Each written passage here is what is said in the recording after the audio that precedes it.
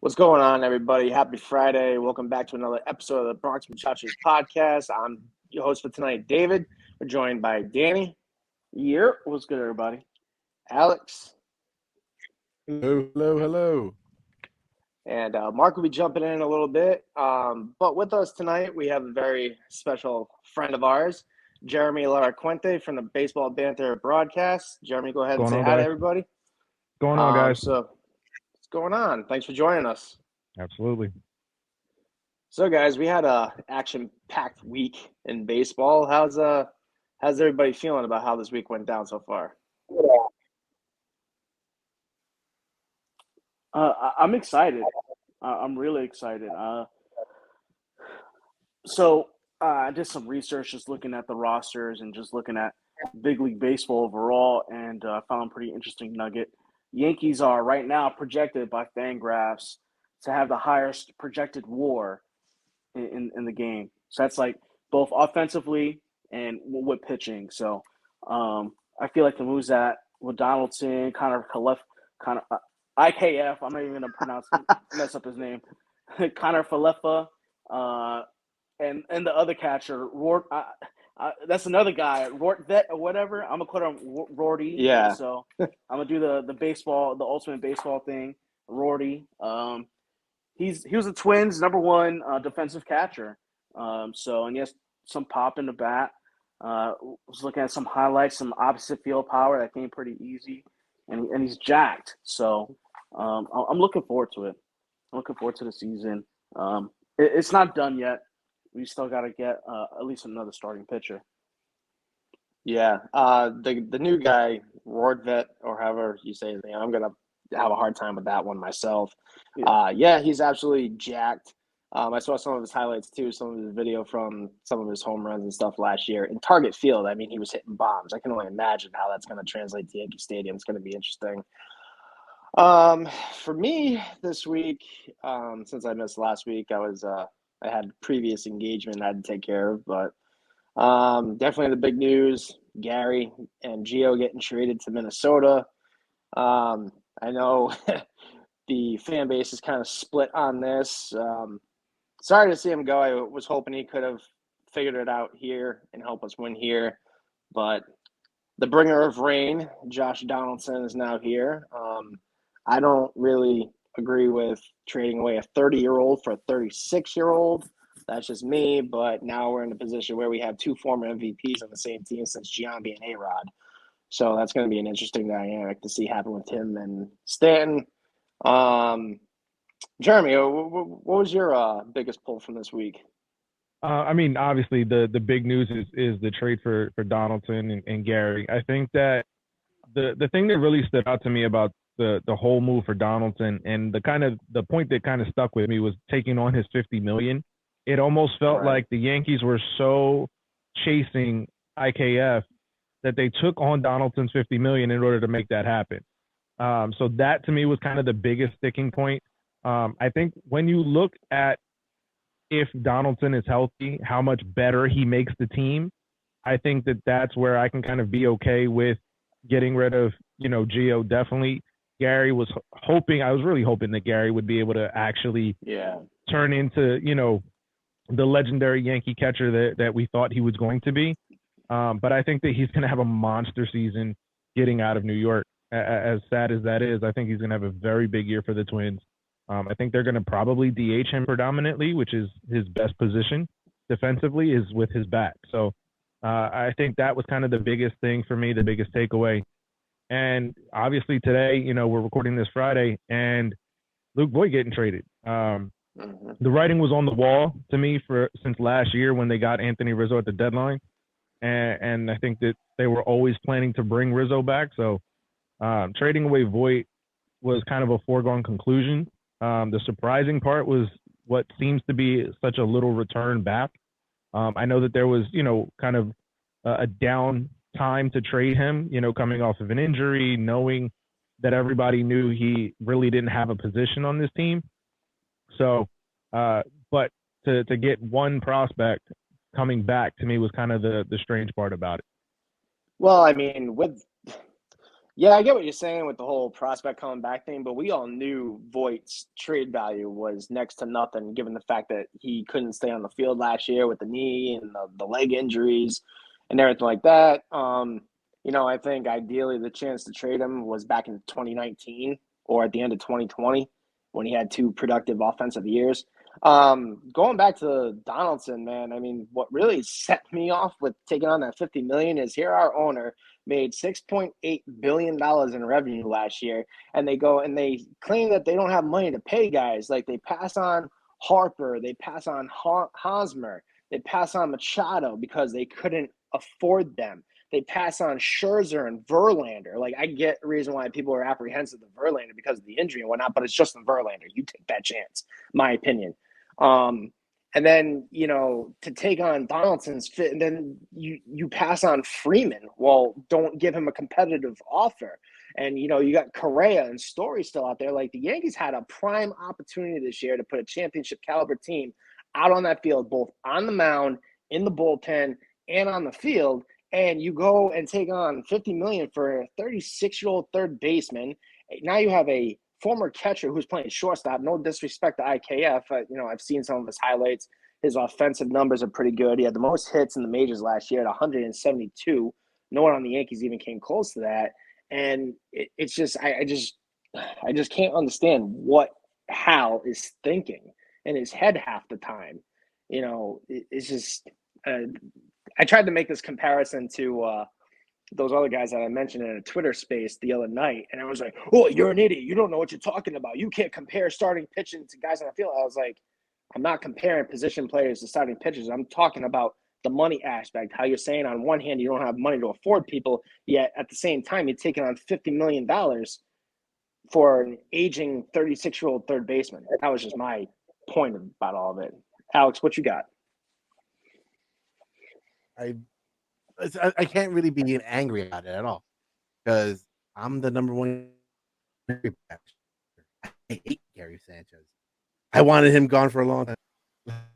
I'm loving him, but it's the writing's been on the wall for him for like years. He can't pitch. He swings for the outside balls. He can't catch anything, but like from our ace.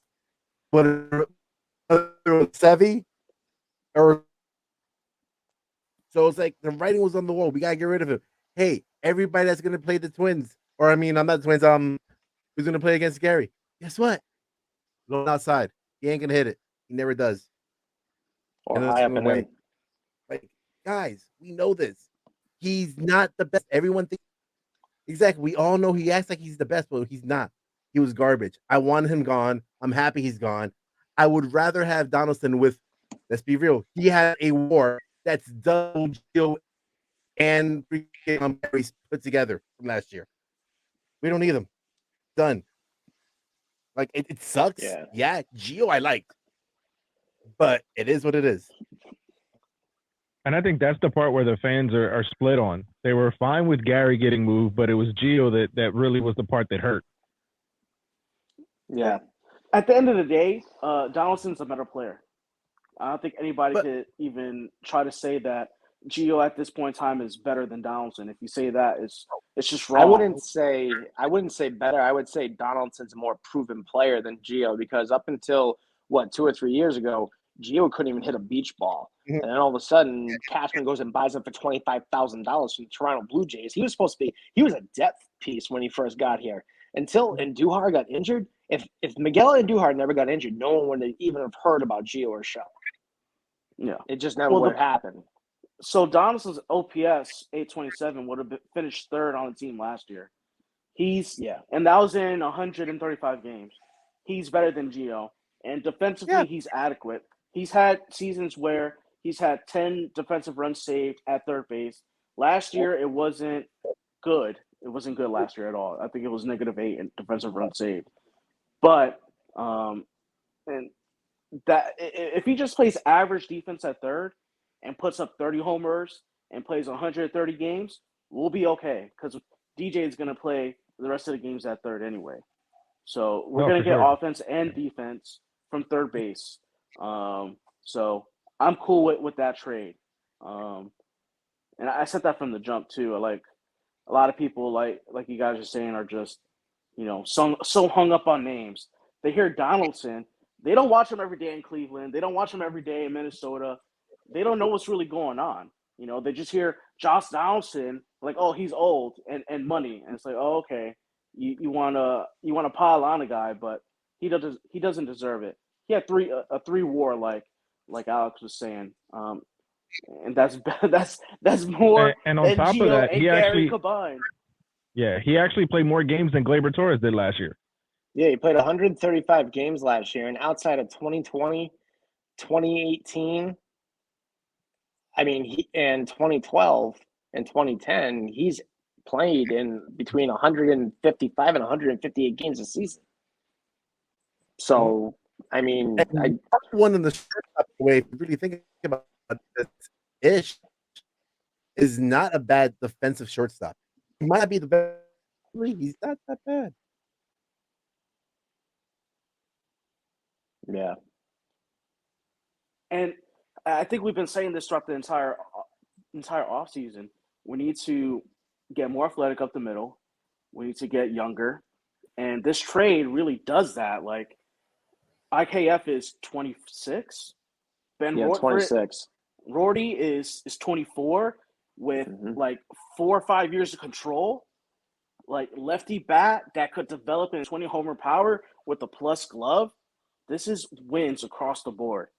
It really is. And not only that, but Rorty is also a favorite of our catching coach. Tanner Swanson worked with him in Minnesota, and that was probably one of the biggest, positives of this was that they already have a guy who's familiar with him that can help continue and maintain that framing ability. Right. 100%. Something Gary couldn't figure out. If you go on YouTube and you look at his training routine, it's intense. I'm not sure what Gary was doing, but I'm pretty sure it wasn't that, because what this guy was doing, weighted balls, it was impressive. So check it out for everybody who's listening. Ben Rortvit training videos, catching. It's impressive. He's probably doing some kind of Spartan run or CrossFit or yeah, he's jacked. The dude is jacked. I mean, I think he gives Giancarlo a run for his money. Like, yeah, my God, like you saw the pictures of Nelson Cruz working out with them in the weight room in Minnesota. And Cruz is huge. My God, right. And he made him look small. And I'm like, how did this guy only bat 169 last season with pythons like that? Like, Jesus. It's just a wash, man. That was only like 20 at bats or something like that. Really low at bats. But it 3 was only homers like and 7 RBIs. games. Yeah. 3 homers. So. That's the power's going to be there, especially in Yankee Stadium. Yeah, like I'm not mad especially about the as a trade. lefty bat.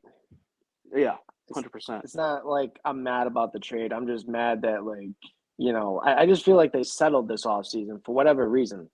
You had a chance to put an MVP and a World Series champion at first base. No disrespect to Anthony Rizzo. I like Rizzo. But when you got someone like Freddie Freeman out there and you miss on that, like, I'm sorry. And especially when you look at the contract. Especially when you look at the contract. $27 million a year. 162.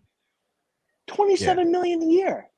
Yeah, but was it a miss though? Was it really a miss, or was it the fact that all the reports were Freddie Freeman didn't want to come here, or maybe that's just the spin that's out there? But everybody from Yankee camp was saying, everyone was saying that they were getting the impression that he didn't want to come and play in New York.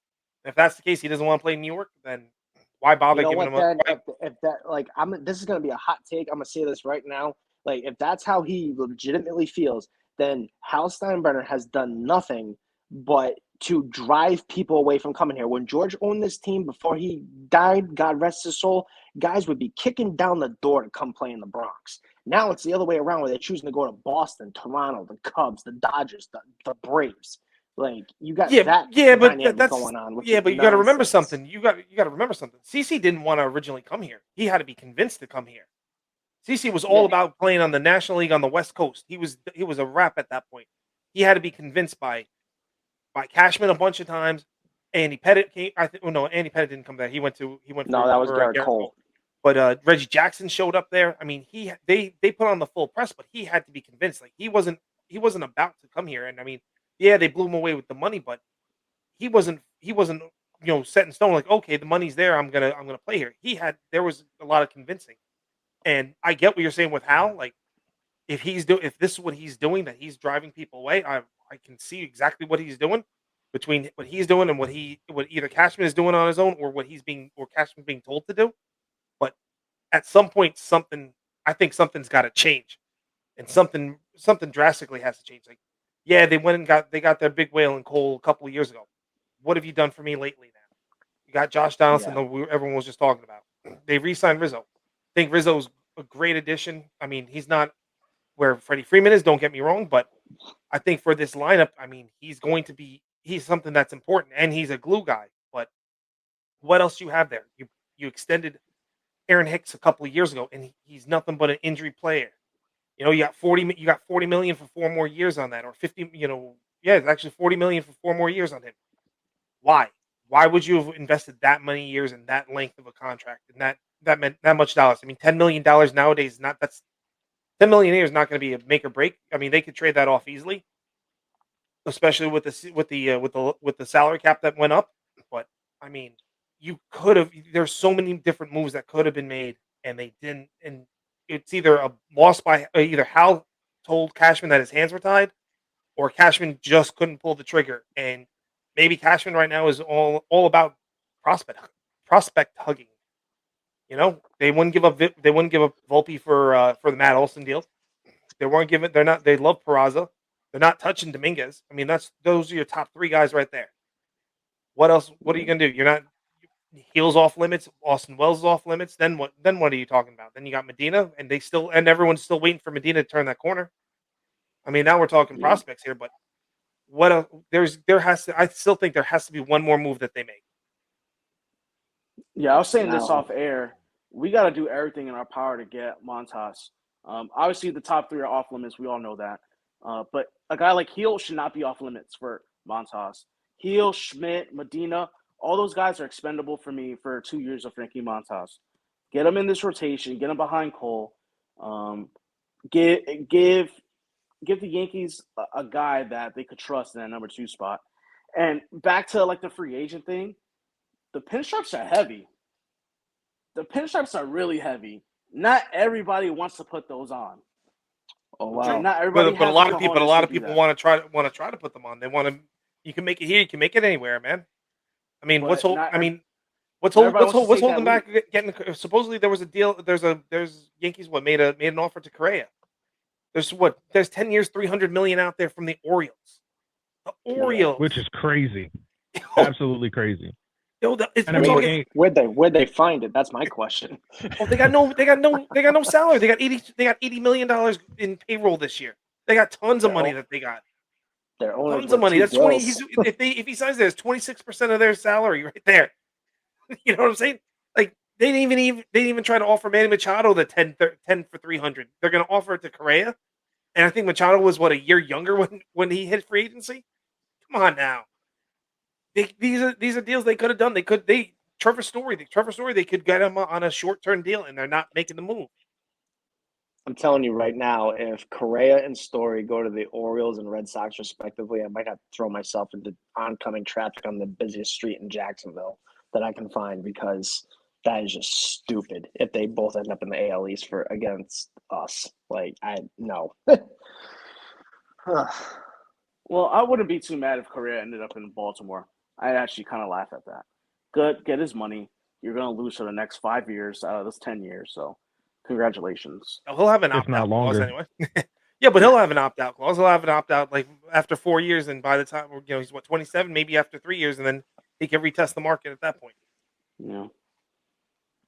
There's a lot of talk about him signing a short-term deal and going back into the market next year when you got Bogarts and Trey Turner, where it's not as heavily condensed as it is right now. But then he gets a full. Then he's got a full offseason with Boris to let Boris do his thing too. Yeah, we'll see. It's gonna be interesting. I don't know. He waits any longer. I would love to have Correa. No, I'm good. Yeah. So all off season long, I've been saying that I wanted the Yankees to get some players in here with some fire, with some a chip on their shoulder. So if we were to bring in Donaldson like we have and bring in a guy like Correa, I mean, that immediately makes the Yankees the evil empire again. That makes us the villain of baseball. And I feel like that's when we play at our best, when everybody else in the league hates us. So for me, bringing in a guy like Correa to go with a guy like Donaldson, we're immediately baseball's bad guy again. And that's when we're at the best. Yeah, but Hal doesn't want to be the bad. Hal doesn't seem to want to be the bad guy, or even Cashman doesn't want to be the bad guy. They want to be the good guys. They want to play. They want to play their part. They just want to be one of 30, instead of being the leader of the 30 teams. You know what I mean? Like you got the Steve Cohen tax that's coming out with the fourth tier, just so he doesn't blow everybody out of the water.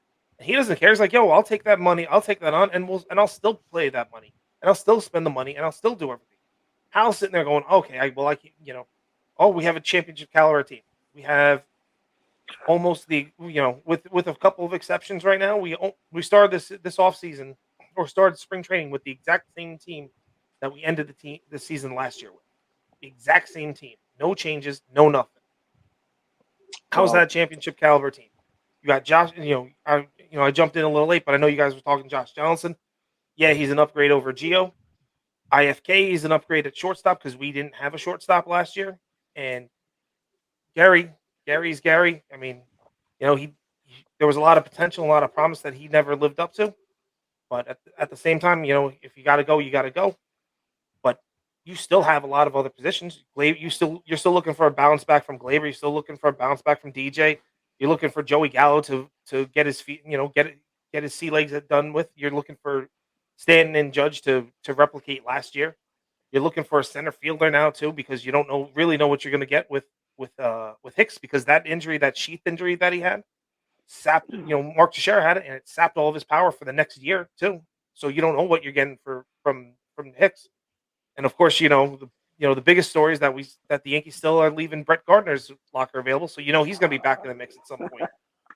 What a joke. No disrespect to Brett, but dude, you're 38 years old, man. Just retire, go home, spend time with the family. Like, I was really hoping that the LaCastro signing was going to mean the end for Brett. Like, I'd love Brett for all this time, but I think that at this point, we saw way too much of him last season, and no fault on his. I mean, we lost Hicks, and he just had to step in. But I'd rather give it to somebody younger that can get some fresh legs on this team.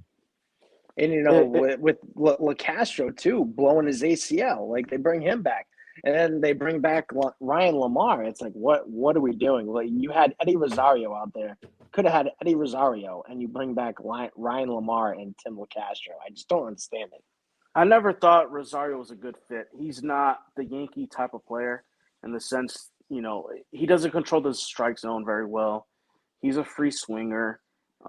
Yeah, he has power, but I just never saw Eddie Rosario as like a legitimate option. Although, if there is an injury, see the postseason? Yeah, I saw the postseason, but like, that's a short period of time. That doesn't tell you the whole story. So, and he's really streaky, and that was just a real hot streak from him, because I've always loved Eddie Rosario, watching him, from Minnesota or whatever. And watching his games, this was a very streaky player. Like, he would have those stretches where he could carry a team for a week and a half, and then another stretch where he's cold for 3.5 weeks and can't, pick up a bat or hit a beach ball. So I think that, it like Danny was saying, this wasn't really a guy that was going to fit the Yankee mantra. Yeah. And if there's an injury to Hicks, I would really like to see Florial and LaCastro split time as center, with Judge sprinkled in there 1 or 2 days a week. But why not put Gallo over there? Gallo can play center field too. He doesn't want to play center. He doesn't? No. Put Judge in center field then. Screw it, dude. Yeah, no, that's what they're talking about. Judge prefers to play center over Gallo. Gallo wants to stay in the corners. And leave Gallo in left, put Stanton in right, put Judge in center, and be done with it. Or like you said, put Florial. At least, Florial, I thought for years it was trade bait, and what has he done? He's dying. Yeah, he's dying on the vine.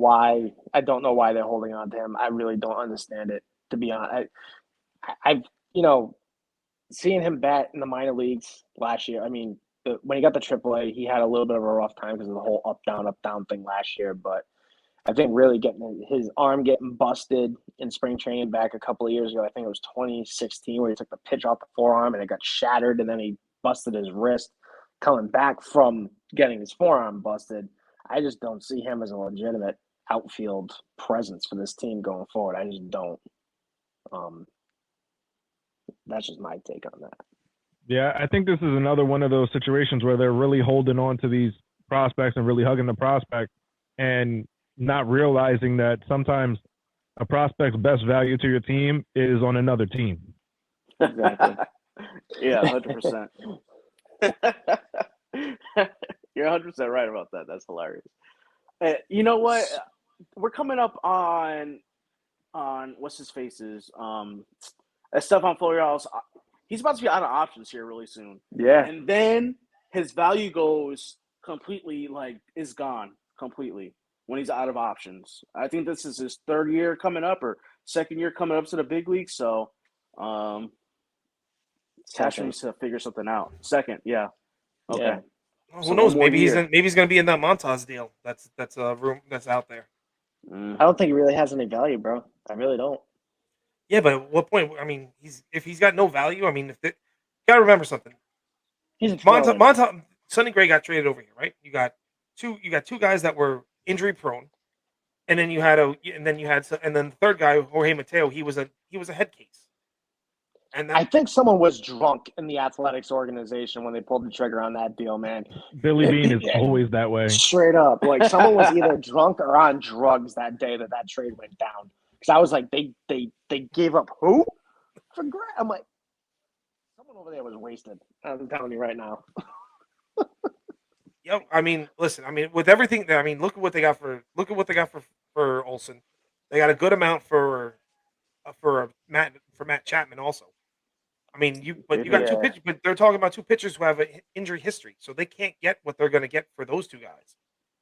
You know, they have to understand, like, the expectations aren't going to be there. You can get, we're not going to give them a bag of chips and a bag of donuts and the broken chair that's hanging out in the corner over there. But I mean, if they want to take a flyer on a Florial who they can mold into what they want, maybe he doesn't have to hit for all the power. Maybe he can go and be a slap hitter and use his legs and run the bases. That's something for that could work.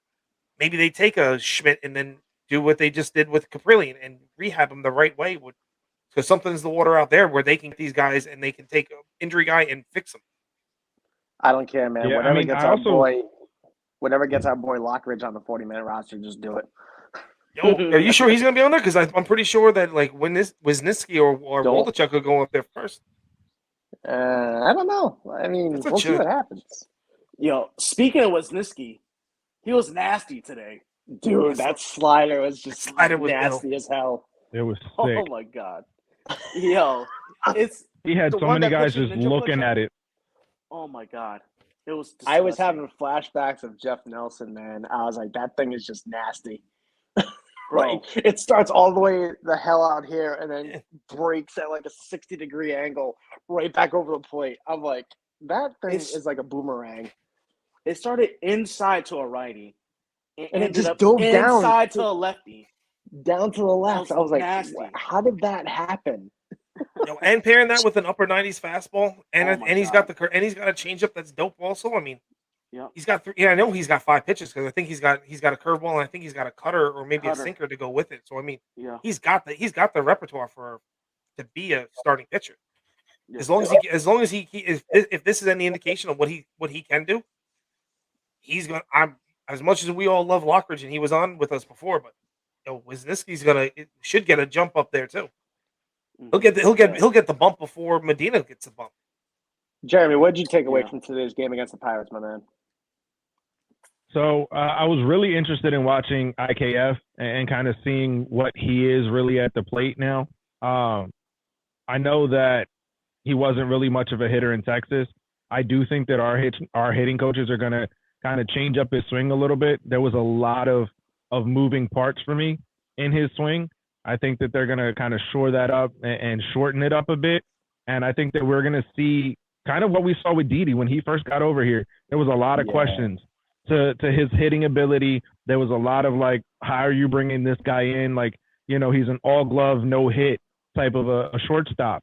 And now here we are again, an all glove, you know, no hit type of shortstop. But I think that there's going to be something, you know, that they make some changes with his swing, whether it be this year or next year or something like that. But I think there's going to be some changes there, and they're going to turn him into, you know, he doesn't have to hit 300 for this team. You know, he doesn't have to hit 300, hit 15, 20 home runs. Like, we don't need that from him. Solid glove, hitting 250, 260, you know, maxing out probably at 275. I'll take that all day. We agree on that, yeah. But we know how Yankee fans are. We are Yankee fans. By mid-season, if he's not doing that 300, everyone's going to be down his throat like, who are you? Get off this team, blah, blah, blah. We know that's going to happen. That's the sad part, but yeah. If he's batting below the Mendoza line by halfway through June, you know what they're going to do. They're going to be clamoring for Peraza. Mm-hmm. They're going to everyone's going to be screaming for Volpe too. Mm-hmm. Especially if Volpe's turning it up in Double-A. Yeah. But Dylan Lawson teaches hit strikes hard, right? And sometimes a simple approach like that helps guys like IKF to actually simplify his approach to focus on just, hey, let me just hit the ball hard. Because his contract rate. Just quick one, just say ish. Yeah, whatever. This guy's there. Aloha, you know, like he's Hawaiian. I spent 4 years in Hawaii. Yo, it's home to kind, man. He knows the kind. Yeah, he knows what that is. Yeah, no. Exactly. Or you can say spam. You know, spam works because they do eat a lot of that over in Hawaii. Yeah. So, spam sushi is mind blowing. That's all I'm gonna say. You're disgusting. You are disgusting. Dude, no, bro. Don't knock it until you try it. I thought it was like until I actually tried it. It was dope. I'm telling you, you're missing out. Loco Mocos. If you guys go to Hawaii, Loco Mocos. Yep. I used to live out there. Loco Mocos are the bomb. Yep. Wife and I went in September for our anniversary. It was great. Bro, it's so good. All right, down. Now let's get our memory lane with Hawaii. I can talk about Hawaii all day, but simplifying approach. He has a big leg kick, like Jeremy was saying. Like, there's a lot of moving parts. So hopefully, with the simpler approach, he could kind of refine it and just like he's really low in terms of like hard contact. His hard contact rate is below average. It's below league average. So I would like to see that. And today's double was hit hard. He hit a couple balls hard today. So that was a good sign. Yo, like I said, I think if they adjust that leg kick a bit for him, because I think that he's trying to generate too much power, and I don't know that that's necessarily going to be his best approach. So I think that if they kind of fix his swing a little bit, they're going to really get a lot more out of him. Yeah. And I think with him playing shortstop too, where he has a benefit where he's not replacing a major superstar like Didi had to do with replacing Jeter.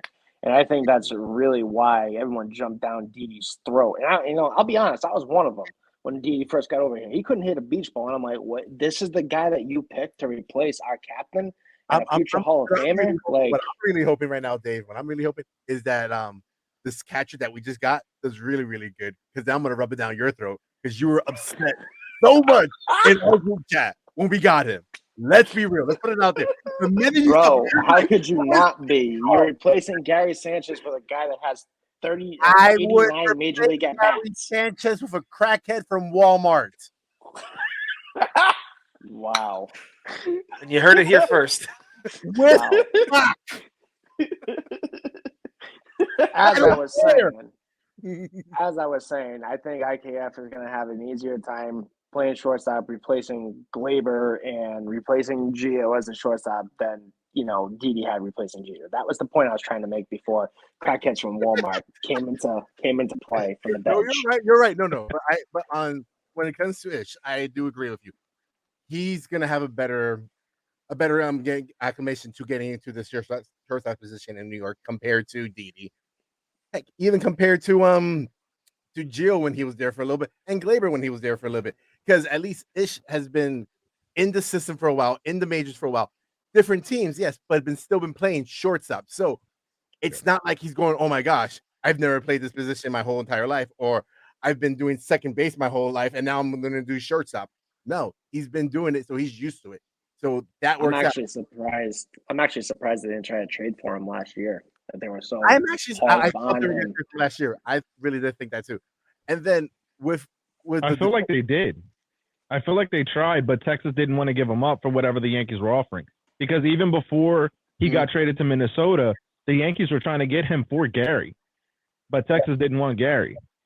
So it almost felt like this was a 3-team trade between the Rangers, Twins, and Yankees to get this done. Oh, yeah, absolutely. I mean, he was on 2 teams within 24 hours. Well, yeah. Well, don't forget also last year all the deals that Cashman was making last year.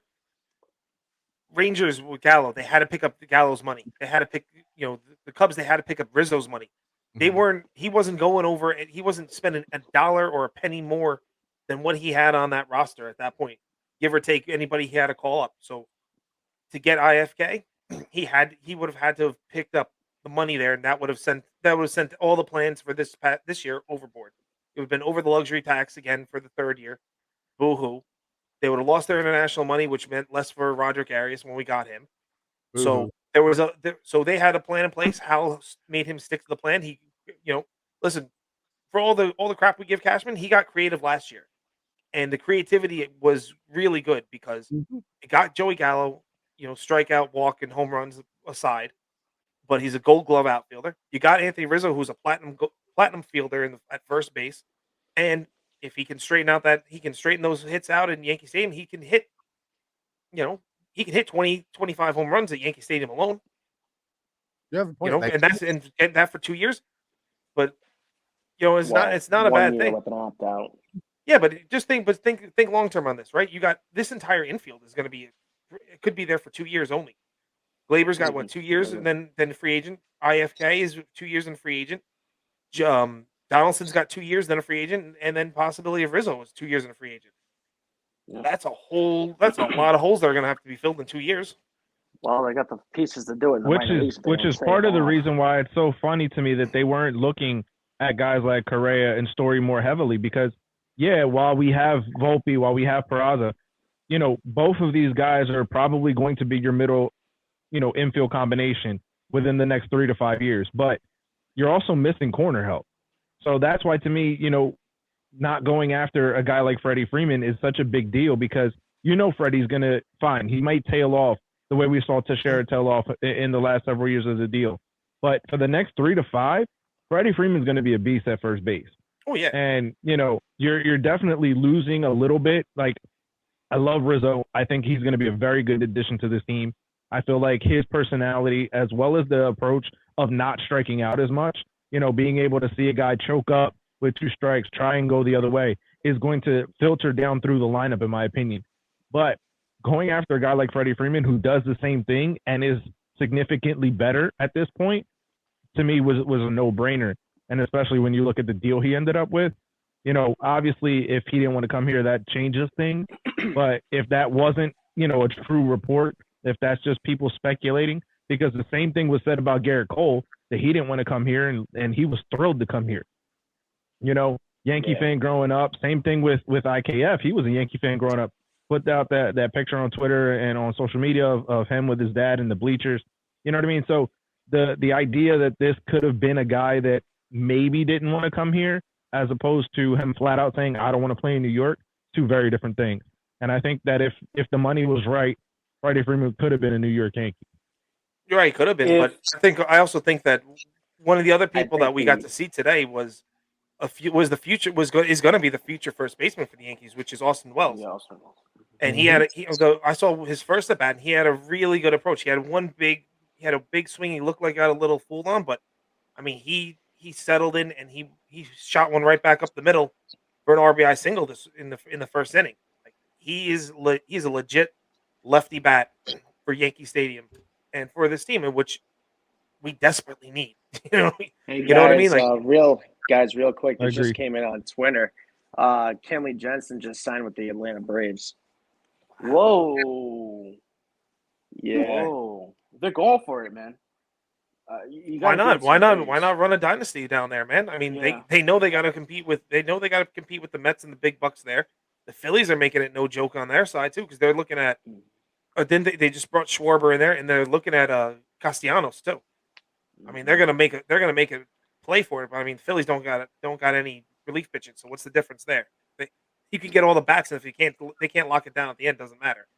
But Yeah, going back, he got 1 year, $16 million. that's not bad. Okay, that's not So bad. show me a nice little show me deal.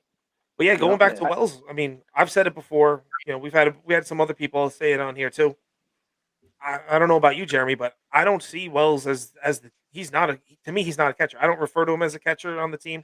I think of him as a first baseman, and then maybe an outfielder, corner outfielder. But first and foremost for me, I think of him as going to be the first baseman of the future for this team.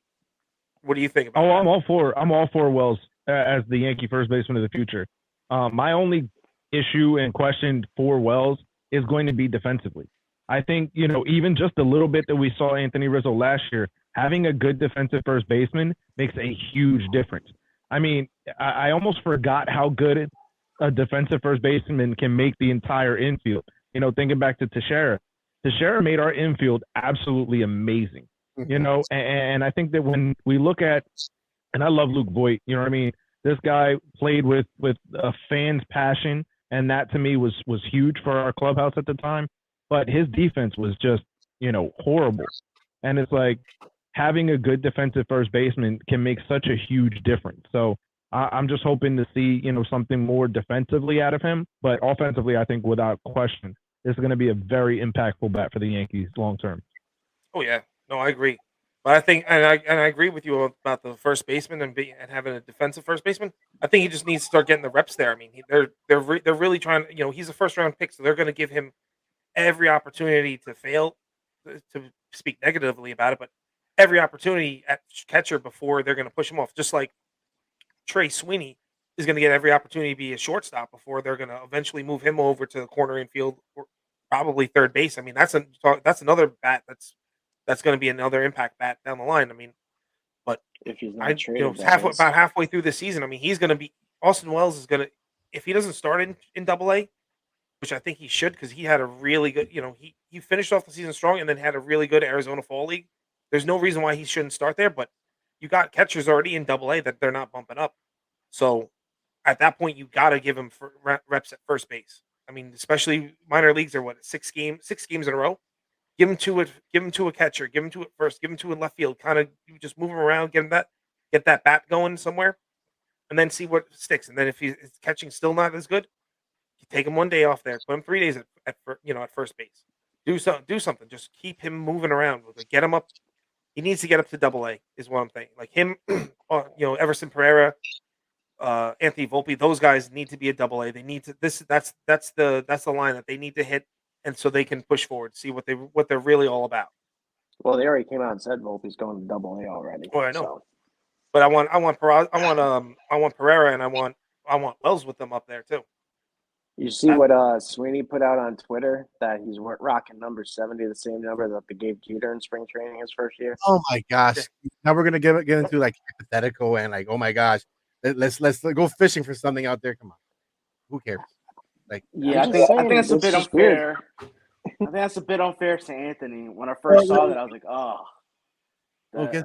He already has a pressure of the world. I'm not for it or against it. I'm not really reading into it. I just find it funny. That's all I'm saying. I'm gonna say straight up, Sweeney. What he's doing, he's just hunting for fishing for the likes. That's all. He's just fishing for those likes. Realistically, I don't care. He could have number 69, 79, 89. I don't give an F. A number's a number. But especially with the Yankees that have so few left. Yeah, right. You'll be rocking triple digits by the time. 102. Yo, the Yankees will definitely be the first one with 3 digits. For real. Yo, doesn't he rock number 12 for in the minor leagues right now? He's got number 12 on his back. I thought all the other things he's doing number 12. Hey man, he might be right. That might be his number going up. Yeah, we'll see. Yeah, because right now you got a placeholder in shortstop wearing it. So yeah, that's true. The lamp in the kitchen sink. I mean, I feel really bad for John Sterling having to try to figure out a home run call for Isaiah Kiner for left. Oh my God, my ears are bleeding just thinking about that. Oh God, he's just gonna. It might be a while for him to think about it though. Oh, He's probably not man. going to hit one until like May 15th anyway, so it's going to be about a I mean, month. he only hit 8 of them all last year, so Exactly. I mean, So he's not really a home run hitter. And it's even better. The less he does, anyway. We didn't get him for his bat. We got him for his defense. That's what we got him for. yeah. Yeah, watch him first at bat. He hits a home run. Hey, that's what he hits on. And John is just caught off guard. John's Hey. be like, he's not gonna know what to say. What year is that? Oh, you know he's got it written down. Hey, I'll be happy with it though. I will be totally happy with the home run because hey, better than what we expected. No one expected Gleyber hit home runs when he came up, and then all of a sudden, oh my gosh, he's hitting home runs all over the place. Well, the ball was juiced. I think honestly, oh gosh, this might be second fancy and everything. I'm just saying it's a fact. This might be a little bit of a hot take, but I think Gleyber's 38 home run season was the worst thing to happen to him. Oh, without a doubt. Yeah, absolutely. Oh, without a doubt. Because I mean, then he went straight homer happy, and it's like, bro, that's not your game. Like, yeah.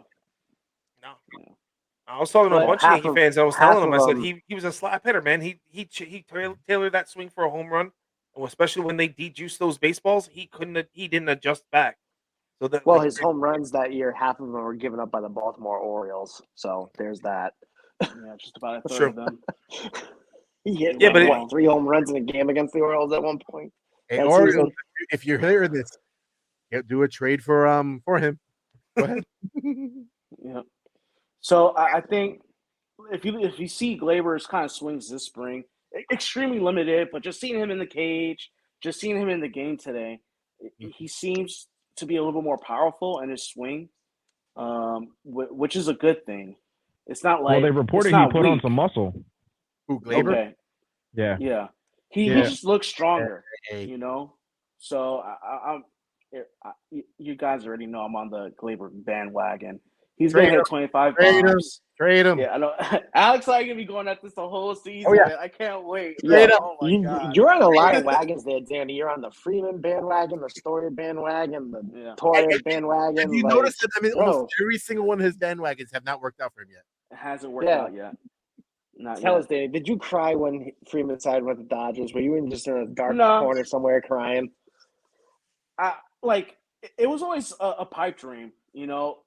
Freddie Freeman was like the pie in the sky, like, oh man, I really want this guy, but you know, I didn't think it was ever gonna happen. There were some reports that, you know, it was either the Yankees or the Dodgers, and I thought that was BS. I think that was just Scott Boris's way to get the Dodgers to up their offer, you know, and then it seemed like the Rays are actually the real serious contenders, which is shocking. Did you really think that they were the serious contenders, though? I didn't think they were I didn't think they were really the serious contenders. I thought that they were. I thought they were going to push. I thought they were going to be one of those guys that were kind of like the Marlins did a couple times, where you push the money in and you push the years in, just so that it hammers down the person who actually gets them. 650 is a pretty serious offer. Yeah, but I mean, you know as well as I do. The minute I don't think Freddie Freeman was going to accept that offer from them. No. Number two, if they did, then you know what happens is half that team is gone because they're going to have to get rid of half the team. You know, I was more worried about him going to the Red Sox. Honestly, I didn't think that was my fear. I think Toronto. Toronto's my biggest fear. Yeah, I thought Toronto was a real possibility. I never really thought that Tampa was going to really get into that market, but I thought Toronto might have gone after it. Listen, there's nothing stronger than a mother and her country. Like, come on. Like, his mother passed away when he was really young. He has a real strong connection. His mother's Canadian. He played for Team Canada in the WBC. Toronto was in my mind, a real threat. I'm not sure if they put an offer or anything like that, but shoot, man. Like, go home to Toronto and play for your mom, which is, you know me and Marvel and DC. Martha, you know, right? With Batman and Superman, that connection right there. Come on, like, you got to play for your mom. So I was like, Toronto, he's going there. I thought it was in the bag. That would have been that lineup would have been. I mean, it's nasty now. I mean, you put him in there too. I mean, that's a wrap at that point. Yeah. I mean, Vladdy, all Vladdy got to do is worry about hitting the ball now because he's going to be DHing 6 days a week. Oh my God. And they still have the capital to turn around and make the deal for Matt Chapman too. Yeah. So what do you guys feel about Toronto? Do you feel like they're the favorite for the AL East? Better. Ooh, Yeah. I don't know about know. the favorite. They are a lot better. That's all I'm going to say. I'm not No, going to. they are. Yeah, I'm going to say it's On paper, they're number one right now. I say they're the number one team in the East right now. I mean, that's no dig at the Rays. I think I'm not looking at paper right now. I am looking right now that the AL East is legitimately. Sorry, Orioles, you are not competition. It is a four-headed monster right now, and Yeah, it is but- a toss-up Yeah. between all four of those teams. As much as we hate to say it, Boston has a squad, Toronto has a squad, and the freaking damn Tampa has a squad. Yeah, they have. Guess what? They can take us. They can do it. yeah. No, what Really I'm saying is, if you got to go 1 through 4, rank them 1, 2, 3, 4. How are you going to rank them? Because I think that you go. I think it's Toronto. I still think the Rays are up there. I think the Rays are number 2, and then it's a flip flop between. Yes. Honestly, I think Boston is the 4th team. I think the Yankees are above them, I don't especially with the injuries and everything that Boston's has lost now. Then they haven't replaced them. I think Boston took a step backwards. But the one thing that Boston has that it showed last year is once they got their manager back, yeah. Cora. Oh my God, yeah. Once they got Cora back, they were a whole different team. And Dave, I Yep. know you're over here like, oh no, Boston's nothing. Guess what? Cora gave them a reason to actually play the game right. And with him, they will do what they got to do against us. Doesn't matter. Yeah, big time. When Cora the year after he was suspended that he was able to come back, I wanted the Yankees to go get him. We had an option on Boone at that point to let him go. I wanted Cora because of that fire. I really think that his passion for baseball, his passion for winning was absolutely something that was no doubt a game changer. And we saw it. Boston got back to being a serious threat the year after he gets back. Immediately he makes that kind of a return on investment, really. So I really wanted Cora. But remember what happened with him first. I mean, they won the title in 2018, and then 2019 they took a dive. I mean, the Yankees just gave him the business pretty much all season long. A lot of teams gave him the business. Weren't they fourth in the AL that year or something like that, because they weren't even sniffing the top. And the Yankees that was the last time the Yankees had the AL East title. But the Red Sox they weren't even sniffing anywhere near the top there. Mm-hmm. And then it came out that Cora was part of the whole thing. So I don't know if they shot their shot for 2018 and everything fell apart the next year. I mean, they still had most of the same guys, same guys who performed. Yeah. I mean, with the Red Sox this year, I mean, I don't know how much of a threat they're going to be. I mean, they traded Renfroe to the Brewers for JBJ, and their only other 2 acquisitions this offseason have been James Paxton, which we all know what his issue is with his back and staying healthy and whatnot, and Michael Wacha, who was used as basically a glorified reliever for Tampa Bay last year. So you don't really know what you're going to get out of them this year going forward. And I think the injury to Sale is going to be a big blow to them too. Yeah, he's going to be gone for a couple months. They're saying like days. I think it's going to be longer than that. You're talking about a broken rib, and it's going to take some time. That's going to take some healing. I think especially the way that he pitches. Yeah, you're 100% right. Yeah. How about we go around the horn here? And rank the AL East? Dave, I'll have you go first. I definitely think Toronto's at the top. I think the Yankees and Rays share that second spot because of all the weird stuff that Tampa Bay likes to do with using their pitching staff every single day. And then I think you got the Red Sox and then Baltimore, 3 and 4. But I think the Rays and Yankees share that second spot. It's going to be close between those two, is what I think. I need a solid number 2 here, Dave. I'm putting you on the spot. All right, I'll go with the Rays as number 2, Yanks 3, Red Sox 4, Orioles 5. All right, Mark, go ahead. Sorry. I'm in that same boat. I think Toronto really Toronto was going for it this year. They got the pitching, they got the hitting. I think they're clearly the head and shoulders above everybody else. I really do.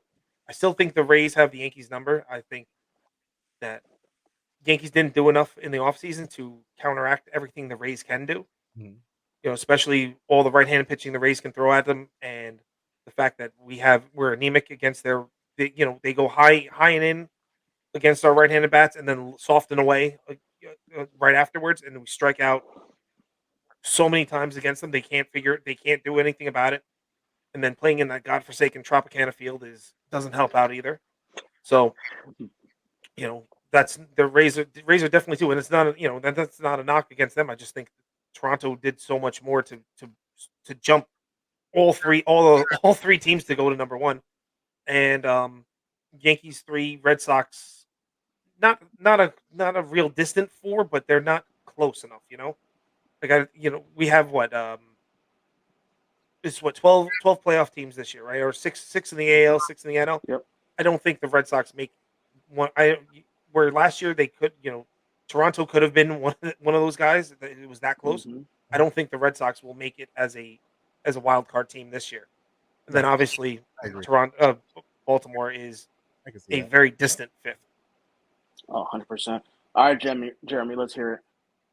I mean, I kind of have to completely agree. I don't think that the Blue Jays are so far ahead of Tampa Bay because I don't really trust their pitching. I think they have really good names in their rotation, but I'm not 100% sold on those names pitching in the AL East to the best of their ability. And their middle relief is really questionable. So I think that, if teams can kind of hold through their starters and get to that middle relief early, it's going to be a shootout. And obviously they have a lineup that can absolutely mash. And I think Matt Chapman's going to really find himself hitting it in a very, very comfortable spot in that lineup. But I think Tampa comes in at second because just they always find a way to do something crazy and find a way to work. They get these guys off the scrap heap that other teams just kind of toss away and somehow find, diamonds in the rough every single time. I think Yankees come in that third spot. Boston, to me, needed to have done more to really find themselves in a serious playoff hunt. I was completely surprised when they made that Renfroe for JBJ trade before the lockout. To me, that made no sense because Renfroe had a really good year for them. He played great defense for them, which was a surprise, in my opinion. Yes, he wasn't a center fielder, but bringing back JBJ really doesn't do anything for Boston. It actually puts them back a step, in my opinion. And obviously Baltimore is coming in very especially distant. with having Hernandez playing center field the way he did. Yep. Yeah, I mean, Kike, I love that move for them. I thought that he really helped them in a big way. They tried to double up on that with Marwin Gonzalez. That didn't really work out for them, but Kike was definitely a really good move for them.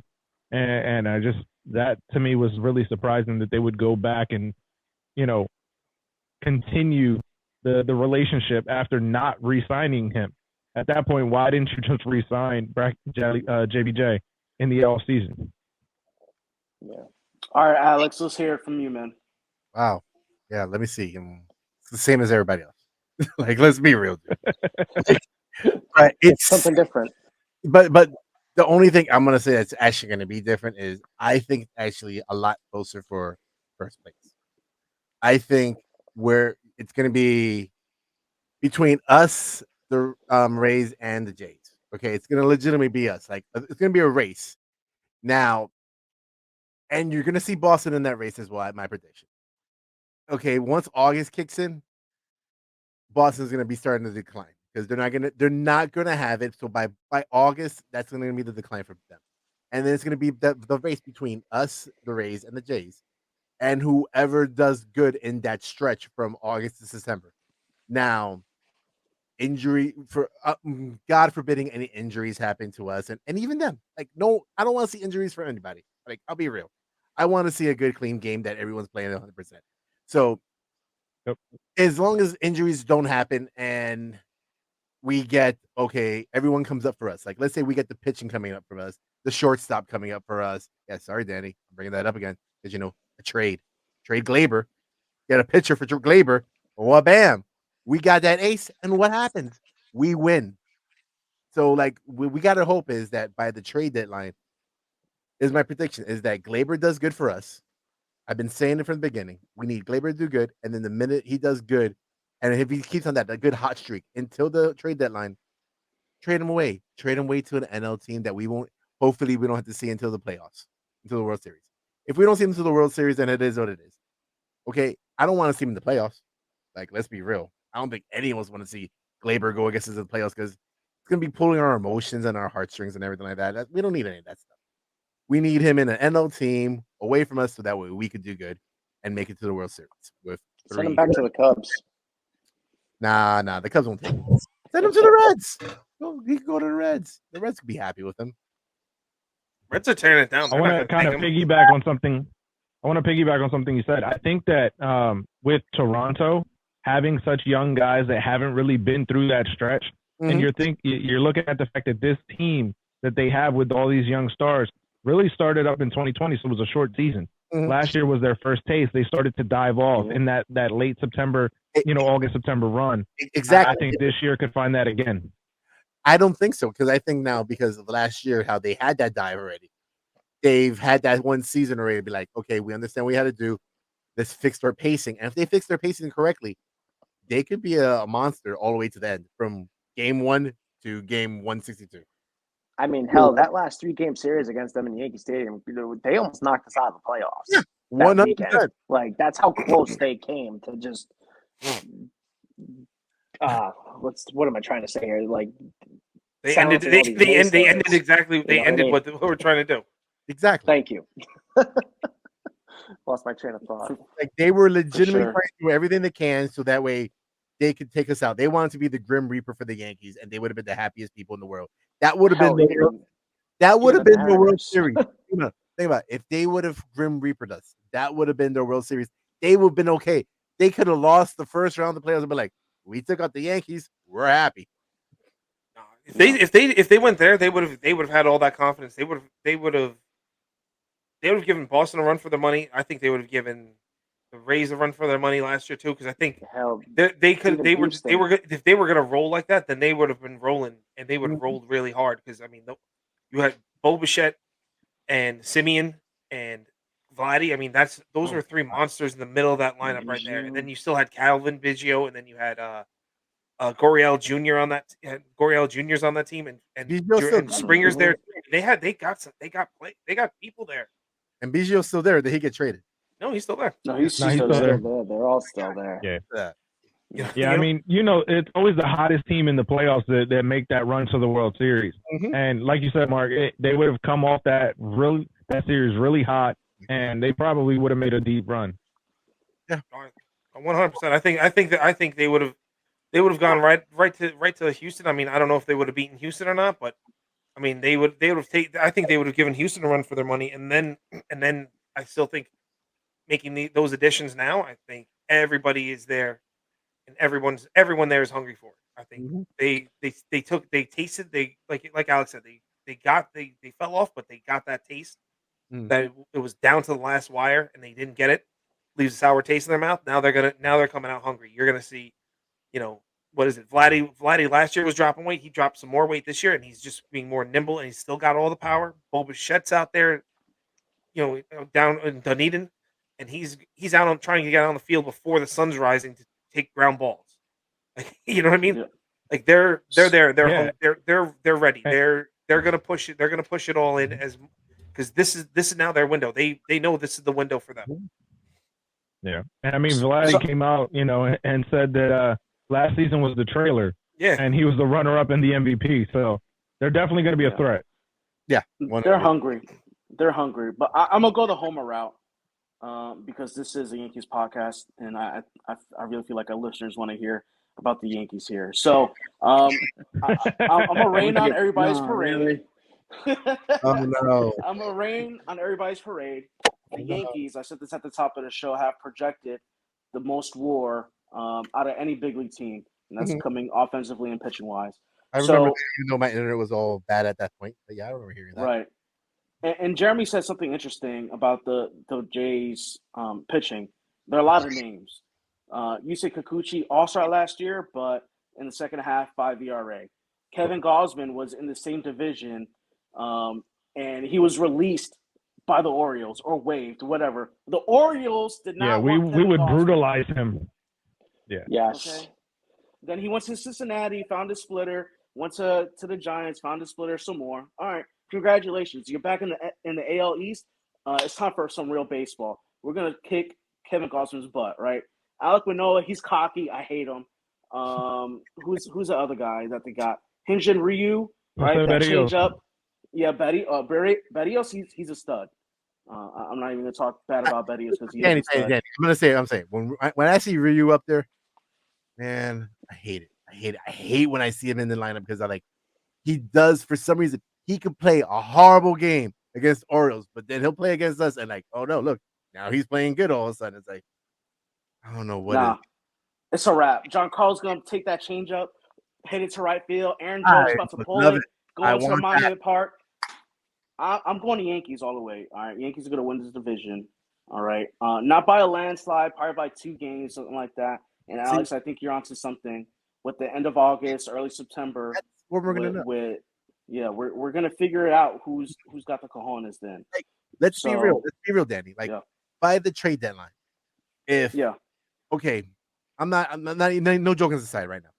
In the trade deadline, if we have the ability to do a trade for whatever piece we got to trade away, I'm not gonna even say names right now, but and we get some sort of ace pitcher that's on one of the crappy teams in MLB, one of the board teams, and we get their ace, it's gonna help us. That's what we need, because 3 pitchers are better than 1 pitcher. Well, that's why Montas would be a great fit for us right now, and I would pay the premium for hit from Montas now as opposed to the trade deadline. That's why we need it now. So I feel like the Yankees are going to win the AL East. The Rays will come in second just because they're Rays, like everybody can agree upon. I just don't trust that Blue Jays pitching. They have a great offense, great offense. And with addition of Matt Chapman, swallowing up all the grounders at third base, they're improved in that aspect. But there's some serious offense. See, another thing that I know that we need to do is that we need to have a better record. It's not too much about Toronto, because if Toronto gets it, they get it. But we need to have a better record than Tampa Bay. Because I heard go to Tampa Bay and play them at their home first, at that horrible stadium, it's a wrap for us. We suck there. Yeah, I mean, I heard somebody, I don't even remember where I read it. It was probably on Twitter, but somebody said that we're building the best 162 game team, and that it's the postseason that really concerns them. You know what I mean? So I think that when we look at this squad, we're going to have a very good regular season. I think that the level of consistency that we have now, the approaches that we're going to have, especially with the hitting coach Dylan Lawson's new mantra of hit strikes hard, I think that's really going to filter in.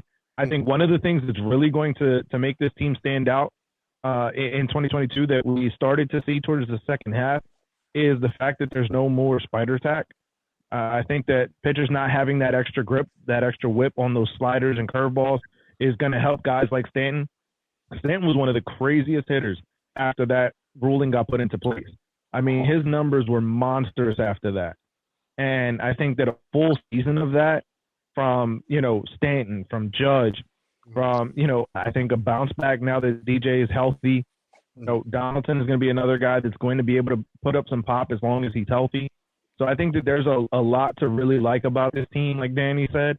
And I think that there's a possibility that if we can get, like Alex was saying, another pitcher, there's a real good shot for us to walk away with this division.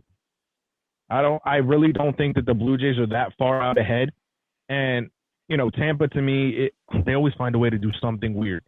But exactly. I They don't know. drive me. They annoy me. They really annoy me.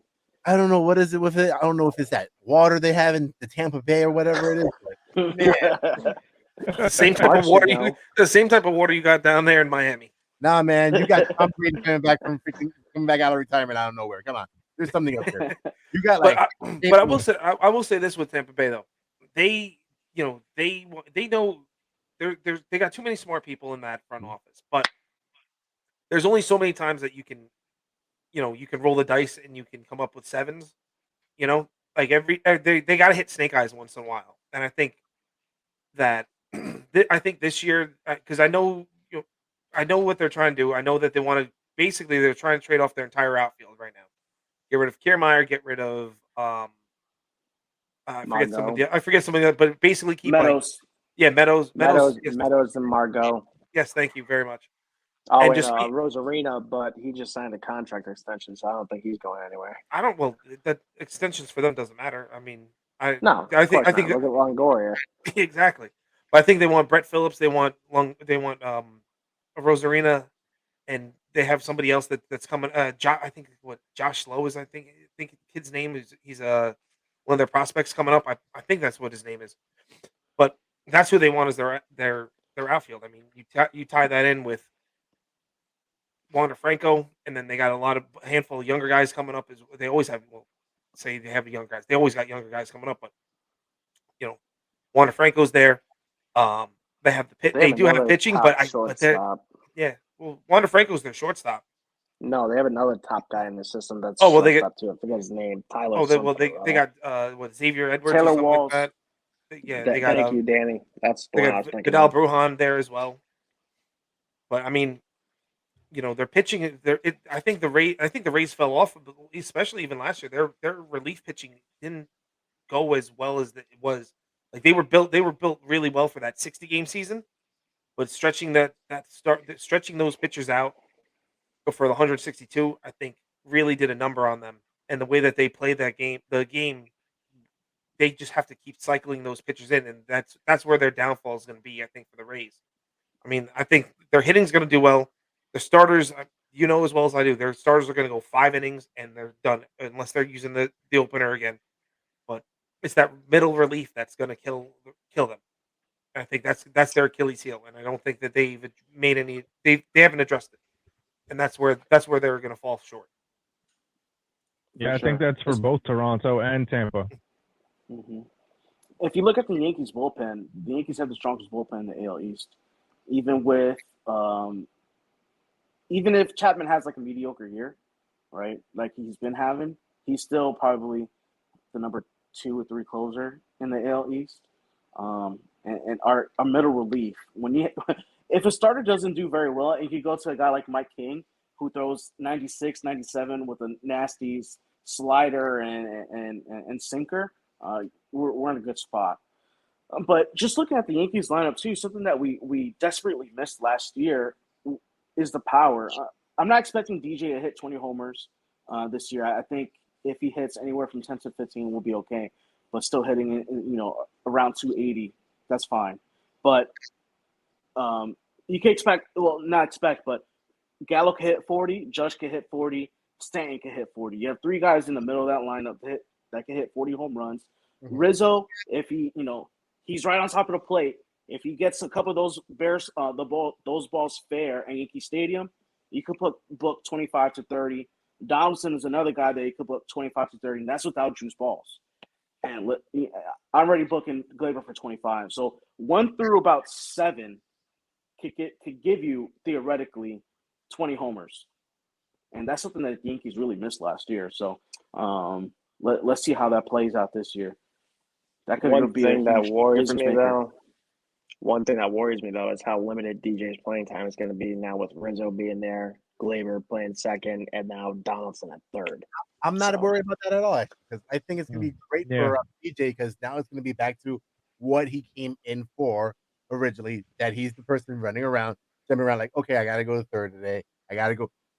DJ knows what he's going to be doing. He knows this is what he got signed up for, what me and Danny talked about a few weeks back. It's like, this is exactly what he got signed up for. He got signed up to be a utility player to go all over the place in the infield. And now that he has that ability, it's kind of crazy mindset as a personal wise, but if he can handle it, go for it. I'm not gonna stop you. Like, okay, Donaldson needs a day off. Give him a day off. Oh, I'm not Joey. Rizzo needs a day off. Give him the day off. We need to get rid of Glaber. Give Glaber okay. Oh no, Glaber got traded. Well, where are we putting DJ? All right. So here's my question for you.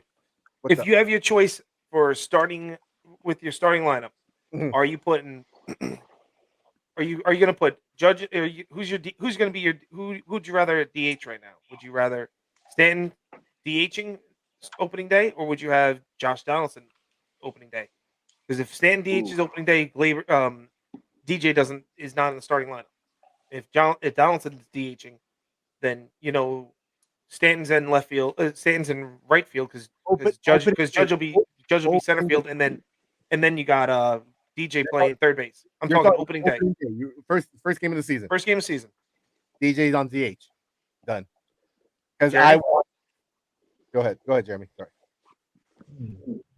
That's a good question. I think I'd rather have Donaldson DHing to get DJ in the lineup, keep Aaron Hicks out, have Judge play center, and have Gallo and Stanton in the corners.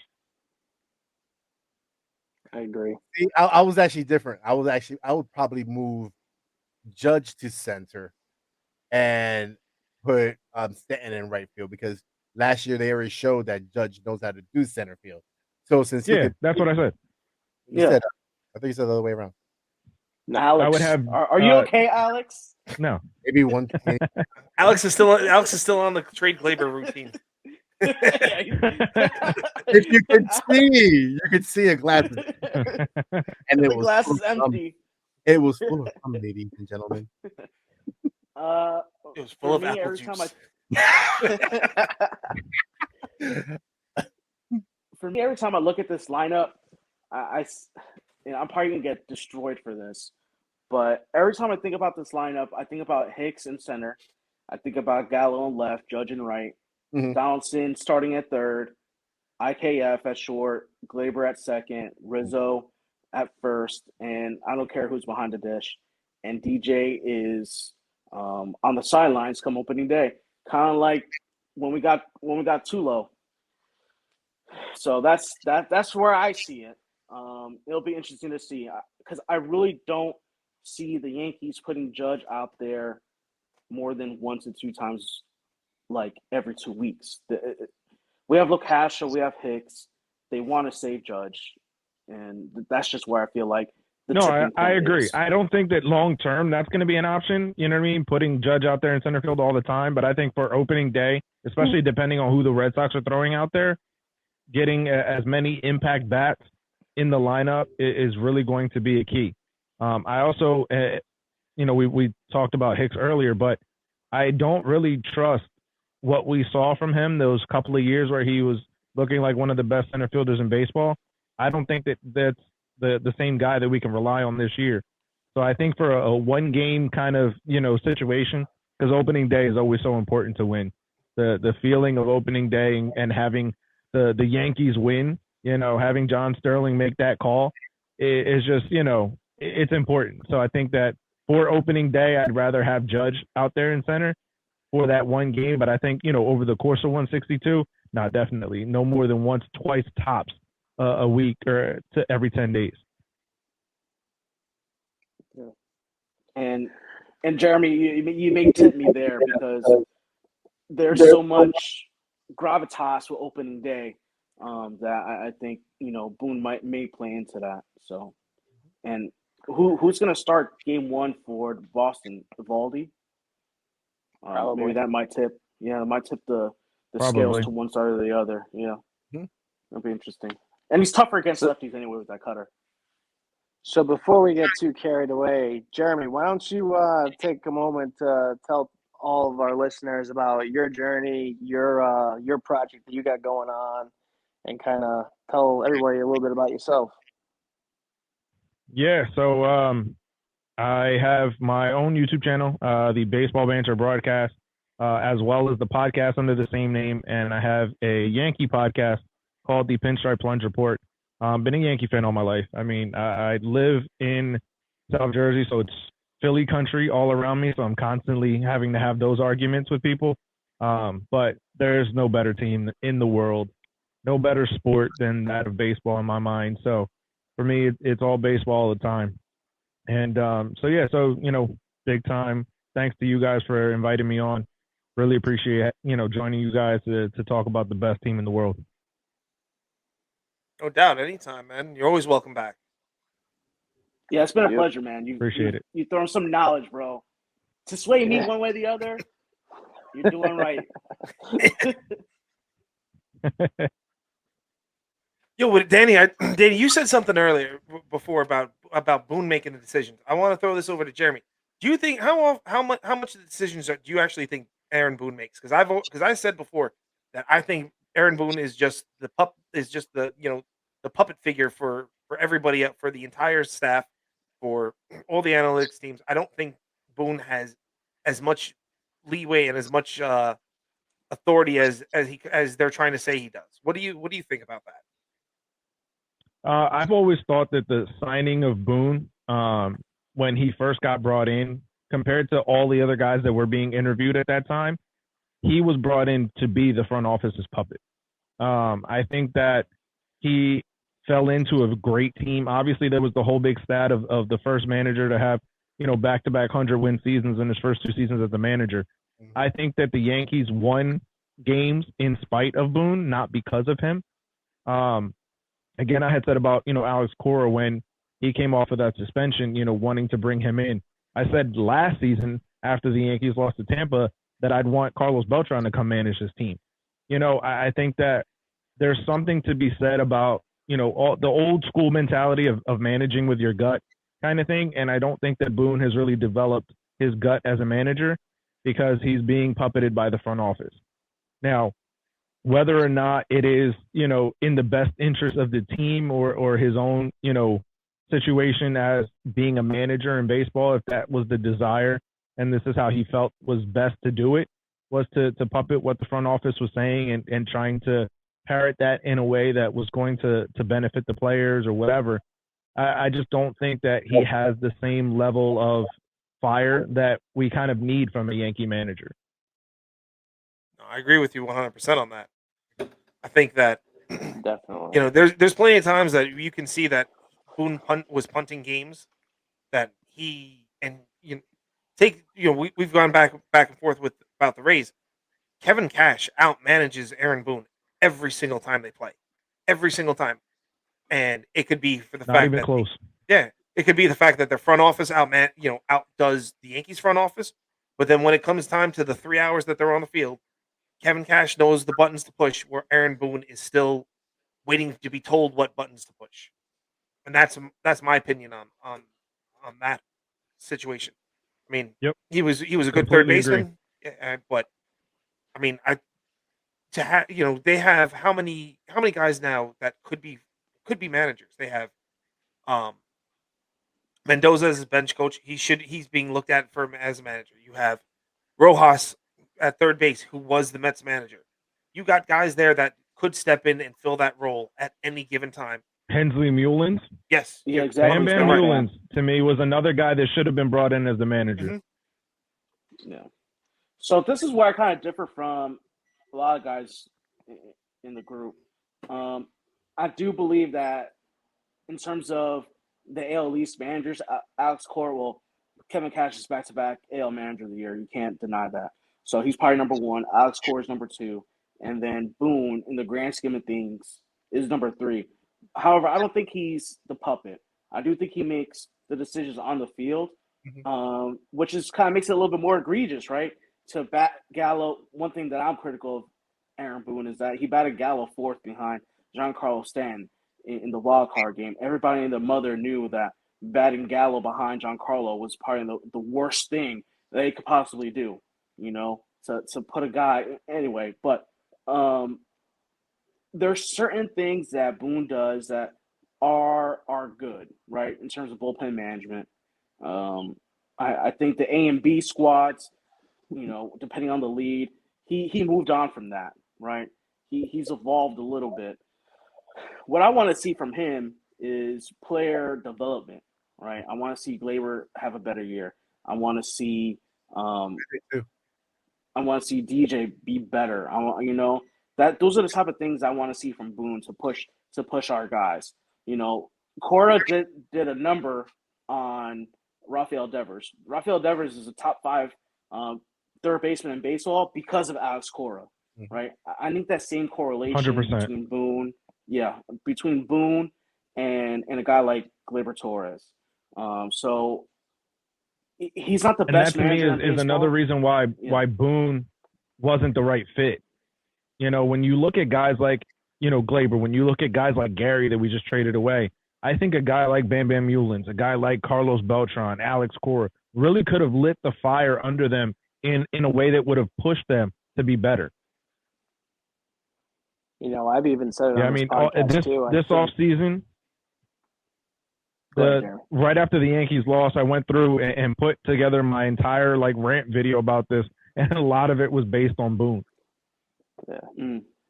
And I think I even said in the past on this podcast too that Boone's first 2 years at the helm of the Yankees, when they won over 100 games, how much of that was Josh Bard actually whispering in Boone's ear, telling him what the hell to do?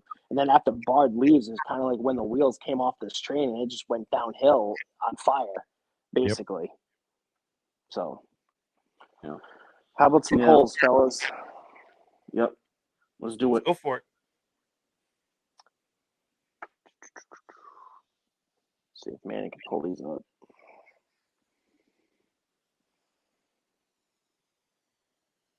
Do we have them?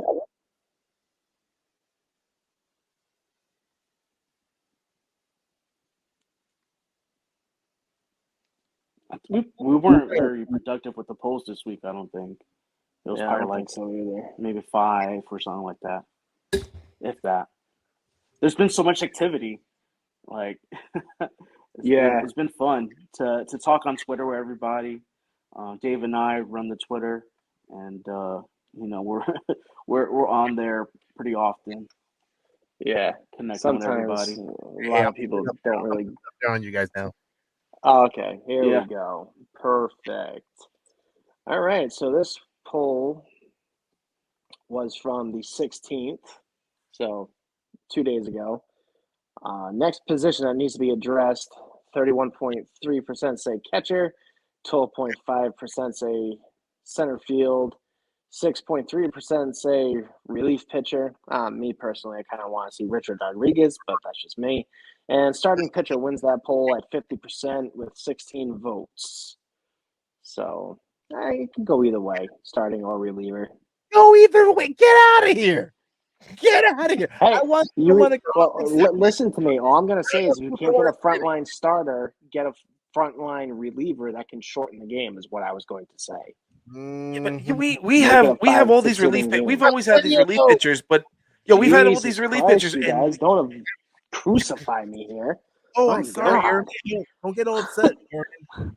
We're getting ready to get you for the noose, man. We've had for the past few years. We had nothing but good relief pitchers, and guess what? We burn them out because we don't have starting pitching. You got to have all these starters go 6-7 innings legitimately and have them have effective outings each time. Or maybe 90% of their outings should be effective. Or what's it? Or Danny, what's the term that they have for starting pitcher if they get through 5 innings again? I forget it offhand. Quality starts. Thank you very much. Yeah, quality starts. We need more quality starts out of our starters. For sure. Yeah, I think that with our bullpen being as elite as it is, it can only be better by having better starting pitchers. Because I think when you overuse the bullpen, when you overexert the bullpen, that's when, one, you weaken it, but two, you also have the other teams seeing more of your bullpen. And the bullpen should be able to come in and put the fires out. Back in the day, they were called the firemen because they were putting out fires on the bases and in the game. So that only goes to show that we do definitely need more starting pitching and quality starting pitching. Not just guys to come in and eat up innings, but guys that are actually going to be impactful on this team. And I think that when we get that, our bullpen with what we have now is already elite, becomes even better. Yeah, I'm done with the starters 100%. Going 5-6 innings nonsense. I'm over it. So thoughts on the Gary Sanchez trade, which this poll was done on the 14th of March, 27.3. Oh, Dave, I want to say one more thing though. What do you want us to go any more of those stuff? Let's have a reliever start the game for an inning. Do you want that anymore? No, I'm not a fan of the opener. I'm not. Okay, then. So the only way to get rid of the opener is to get another second pitcher. and then that's bye-bye. Yeah, well, the other, you got to find a willing trade partner too. So that's the other piece of that puzzle. Or we develop our own. Hey, we got a trade Exactly. partner. We got someone to take away Gary Sanchez from us. We'll find someone to give us a pitcher. It's only because the Twins don't know what the hell they're doing. So, hey man, I'll take it. So Gary Sanchez trade that was done on the 13th of March. 27.3% say see you later, Gary. 27.3% say it's a win for both teams. I mean, considering the Twins traded away Mitch Garver and they needed a catcher, so yeah, whatever. And then 45.5% say exactly what we were thinking. So, there's that. Yep. Adios, Gary. Appreciate it. 100 homers, quickest 100 homers or something like that. Second quickest, whatever it was. Quickest catcher in franchise history. Thanks for the quickest. I thought it was quickest. I thought it was quickest ever, or second quickest ever. And then Judge did it like 3 days later, or 2 days later, or something like that. So I think Thanks that's it. for the memories. We kind of slacked this week on the polls, I think. So much has been going on. Sign Freeman, trade Olson, Jersey. Yeah, this was the other one. I think this was the last one. 25 votes on the 11th of March. 52% win that bid with sign Freeman. We all know how that worked out. Less than 1% say trade for Olson. 40% say sign extend Judge, and then 8% say sign Gardner. All for extending the big man. Brett, thanks for your contributions, but you got to ride off into the sunset, my dude. Yep. So that's it.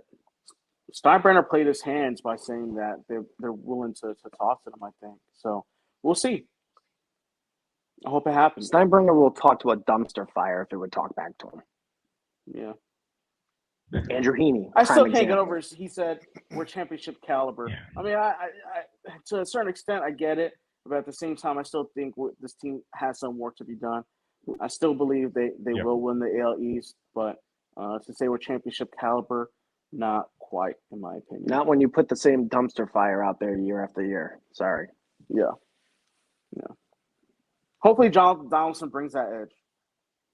As much as I want to look at it, though, like at all this craziness, like let's be real, though. Like it comes down to who's going to be the hottest in September going into October.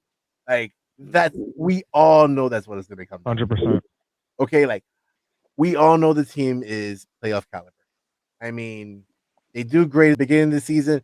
If they have I'm hoping they do great in the beginning. Maybe in the middle of the summer, like around July area, they have a little bit of a dip. Just a little, because no one's perfect. Just a little bit of dip. But then they hit that August stride, and they can do that August to October, August all the way into October. It'll be beautiful. Well, the one thing I don't want to see is that losing streak they went on last year, where it went from April all the way practically through May into June. I wanted to win a game so I could put my flag that I've been wanting to put up since last year. I can't do it for first place of the division. I'm still not doing it. Even if it's just for one day, I want it. You're gonna run up and down your neighborhood with the flag, waving the flag around. Hey man, I might. Who knows? Who knows how I would run up and down that street? Oh, you're going streaking. Oh God! Who knows? I'm gonna do it. Oh boy! As long as the kids are asleep and the game's over by 11:30, that'll be like nice and dark. No one's out there in the street. They won't see nothing. Oh my God! Oh man! So, well, I think that about does it for us. Danny, Unless you want anyone's to got anything else? Alex, me, rock, paper, scissors. No, you go. You win. Slap Okay. that. You win. I don't want to do it tonight. Hey, Jeremy, before we head out, just tell everybody where they can find you. One more time, yeah, please. So you can find me over on Twitter, Laracuente19. Again, the YouTube channel is the Baseball Banter Broadcast. I also have the podcast by the same name, Spotify, Apple Podcast, and the Pinstripe Plunge Report, which focuses on the Yankees. Again, Spotify, Apple Podcast. So thanks again, guys, for having me on. I absolutely enjoyed the conversation. Love the Yankees. And obviously, this was a serious, in-depth conversation on all things that happened over literally a week and a half of the free agency. Yeah. Oh, and one more thing. So, Mark, show them the hat. So we got hats made up that we're gonna get you one. They finally came in the mail, drop shipped to my house. So when we get off here, we'll get your address and we'll get it shipped to you as a thank you for coming on and spend some time Sounds with us. good. Oh, absolutely, guys. Anytime. Love it. All right, for our Muchachos, thanks for listening again this week. It's been a pleasure. Can't wait to talk to you guys on Instagram and Twitter. You know where to follow us at Real Bronx Muchachos 1 on Twitter and Real Bronx Muchachos on Instagram. So we'll talk to you guys next week. Have a good week. Take it easy, everyone.